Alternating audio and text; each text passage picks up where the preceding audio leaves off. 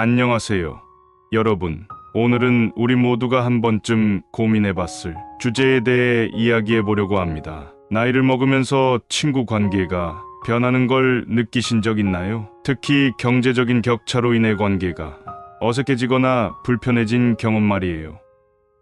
우리 함께 이 복잡한 문제에 대해 생각해보고 해결책을 찾아보는 시간을 가져보겠습니다. 먼저 노년기에 가난한 친구와의 관계에서 겪을 수 있는 어려움들을 살펴볼게요. 첫 번째, 경제적 부담의 증가.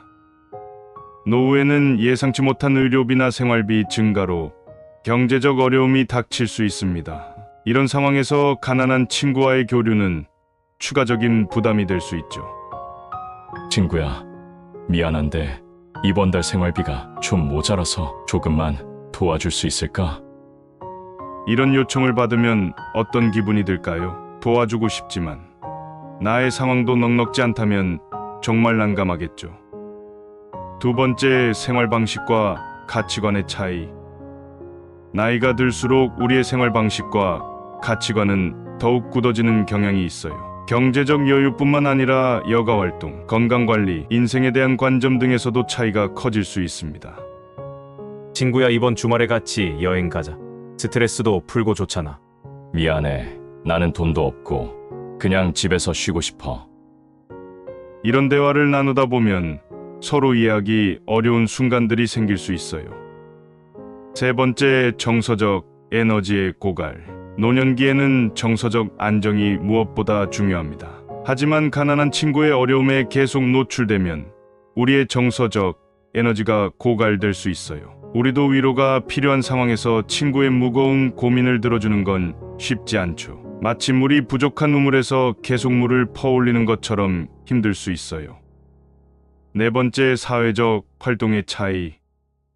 경제적 여유에 따라 참여할 수 있는 사회적 활동이 달라질 수 있어요. 이로 인해 공통된 경험과 대화 주제가 줄어들 수 있죠. 요즘 난 골프를 배우고 있어. 너도 한번 해볼래? 글쎄, 나한텐 너무 비싼 취미인 것 같아. 이런 상황이 반복되면 자연스럽게 거리가 생길 수 있어요. 다섯 번째, 미래에 대한 불안감. 노후에는 미래에 대한 불안감이 커질 수 있어요. 가난한 친구와 가까이 지내다 보면 이런 불안감이 더 커질 수도 있죠. 나중에 나도 저렇게 되면 어쩌지? 라는 생각이 들 수 있어요.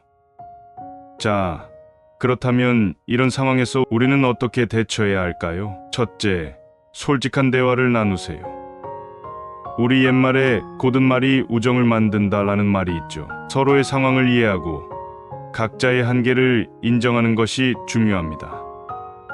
나는 널 정말 아끼는 친구야. 하지만 지금 나도 경제적으로 여유롭지 않아. 그래도 내가 할 수 있는 다른 방법으로 도와주고 싶어. 이렇게 솔직하게 이야기하면 오히려 관계가 더 돈독해질 수 있어요. 둘째, 새로운 만남의 방식을 찾아보세요. 돈이 많이 드는 활동 대신 함께 산책을 하거나 집에서 차를 마시며 대화를 나누는 것은 어떨까요? 우리 이번 주말에 근처 공원에서 피크닉 어때? 각자 간단히 먹을 거 조금씩 준비해 오면 돼. 이렇게 새로운 방식으로 만남을 이어갈 수 있어요. 셋째, 서로를 이해하고 존중하는 자세를 가져보세요. 퇴계 이황 선생님은 서로 이해하려 노력하면 천리 밖에서도 마음이 통한다고 하셨어요. 각자의 상황과 선택을 존중하는 태도가 필요합니다. 내가 지금 어려운 상황이라는 걸 알아. 하지만 넌 언제나 긍정적이고 따뜻한 마음을 가진 사람이야. 그게 난 정말 대단해.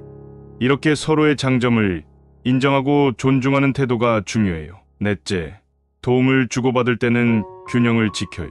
경제적 도움이 어렵다면 정서적 지지나 실질적인 도움으로 균형을 맞출 수 있어요. 내가 돈으로는 크게 도와줄 순 없지만 내가 병원에 갈 때 운전해 줄 수 있어. 이렇게 서로 할 수 있는 방식으로 도움을 주고받으면 좋겠죠. 다섯째, 새로운 공통점을 찾아보세요. 경제 상황이 달라졌다고 해서 모든 것이 달라진 건 아니에요. 여전히 공유할 수 있는 추억과 관심사가 있을 거예요. 우리 옛날에 좋아하던 음악 들으면서 추억 이야기 나누는 건 어때? 이렇게 새로운 공통점을 찾아가는 것도 좋은 방법이에요. 여섯째, 자신을 돌보는 시간도 가지세요. 율곡이 선생님은 자신을 다스리지 못하면서 어찌 남을 다스리랴고 말씀하셨죠. 자신을 돌보는 시간은 결국 더 나은 관계를 위한 투자입니다. 나도 가끔은 혼자만의 시간이 필요해. 그 시간 동안 나를 돌보고 생각을 정리하면 더 좋은 친구가 될 수 있을 것 같아. 이렇게 자신을 돌보는 시간을 갖는 것도 중요해요. 마지막으로 관계의 의미를 다시 한번 생각해 보세요. 우정의 가치는 단순히 경제적인 것으로 측정할 수 없어요. 오랜 세월 함께한 친구는 그 자체로 큰 보물이에요. 우리가 함께 웃고 울었던 그 시간들, 그리고 앞으로도 함께 할 수 있다는 것, 그게 얼마나 값진 것인지 우리는 알고 있잖아. 이렇게 관계의 본질적인 가치를 다시 한번 생각해 보는 것도 좋겠죠. 여러분, 어떻게 생각하세요? 친구와의 관계, 그리고 자신의 삶 사이에서 어떻게 균형을 잡고 계신가요? 우리 모두가 완벽한 해답을 가지고 있진 않겠지만 서로의 경험과 지혜를 나누다 보면 더 나은 방법을 찾을 수 있을 거예요. 여러분의 경험이나 생각이 있다면 댓글로 함께 나눠주세요. 그리고 이런 고민들, 여러분 혼자만의 고민이 아니라는 걸 기억하세요. 우리 모두가 비슷한 고민을 안고 살아가고 있어요. 그러니 너무 무겁게 생각하지 마세요. 때로는 친구와의 관계에서 거리를 두는 것도 필요할 수 있어요. 하지만 그 거리가 꼭 마음의 거리일 필요는 없답니다. 물리적으로는 떨어져 있어도 마음으로는 여전히 가까울 수 있어요. 마지막으로 한 가지 제안을 드리고 싶어요. 오늘 밤 잠들기 전에 잠시 시간을 내어 여러분의 소중한 친구들을 떠올려 보세요. 그리고 내일은 그 중 한 명에게 안부 전화를 해보는 건 어떨까요? 작은 관심과 배려가 우리의 관계를 더욱 풍요롭게 만들 수 있답니다. 이 글이 여러분께 작은 위로와 도움이 되었길 바랍니다. 혹시 주변에 비슷한 고민을 하는 친구나 가족이 있다면 이 영상을 함께 나눠보는 건 어떨까요? 때로는 우리의 작은 공유가 누군가에게 큰 위로가 될 수 있어요. 여러분의 소중한 우정이 시간이 흘러도 변치 않기를 진심으로 응원합니다.